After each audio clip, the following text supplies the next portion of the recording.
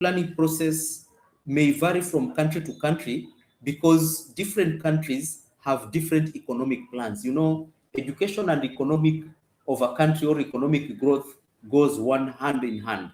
Then also the school systems vary.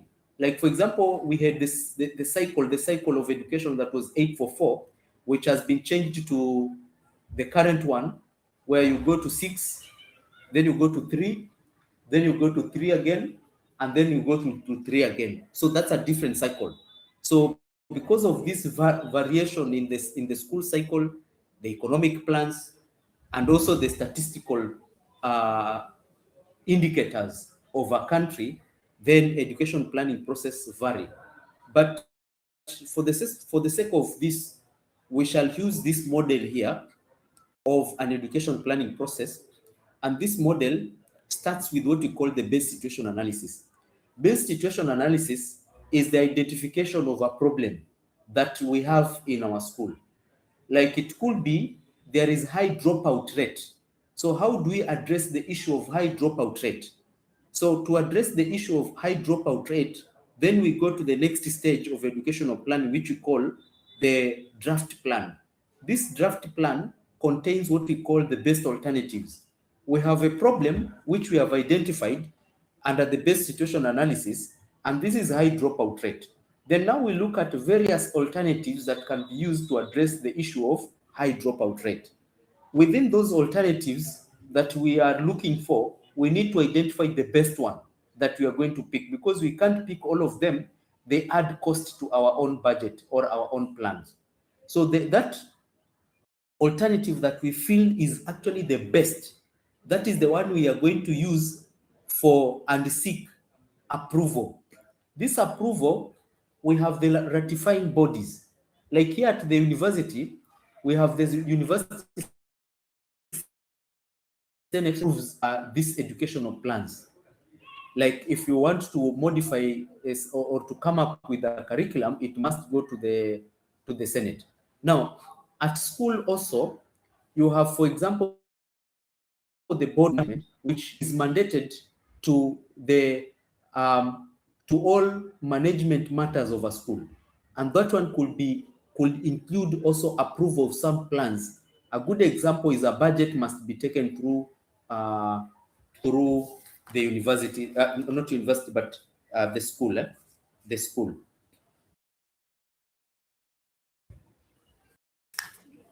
Now, for you to get this approval, it is normally good to do lobbying.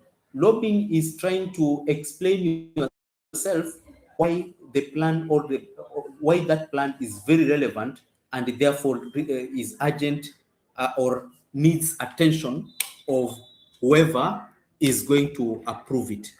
Now, once that is done, maybe the approval or the ratification has been done, the next thing we normally do is we need to experiment over a small group. So experimentation is normally very good because it helps you to foretell whether there are challenges that are going to arise and therefore address them.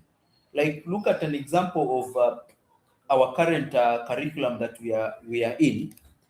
Not yes, or this current system that has changed, where you find that so many students who are facing problems, and not just students but also parents, when it comes to posting of their school. A student, let's say, who qualified to be in a day school in Kilifi North, amekuwa posted like in let's say Northeastern in another day school, and that day school you require post modalities like where do you put this child. These were issues to deal with the pre-planning. Maybe planning was not done in advance, and that is why we ended up in such a problem. That's why we are saying to once your plans have been approved, then you need to experiment them. Once the experimentation or the piloting has been done and you have found that the plans are working, then now you can launch them to the entire participants, or to whoever actually was supposed to be affected by the plans. And this is what we call the implementation phase or the implementation stage, where now you launch it to the large scale. And once you have done that, the last thing is you need to continuously evaluate and look for feedback for the plans.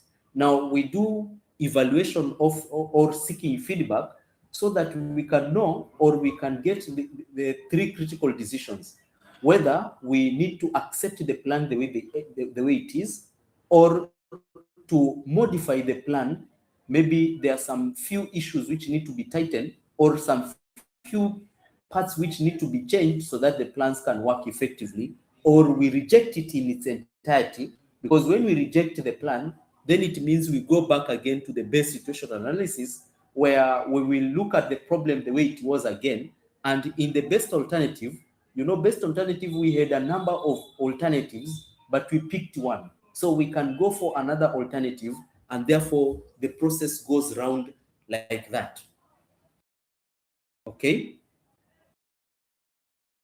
Yeah, if you have a question regarding this educational planning process, you can ask before I move to the next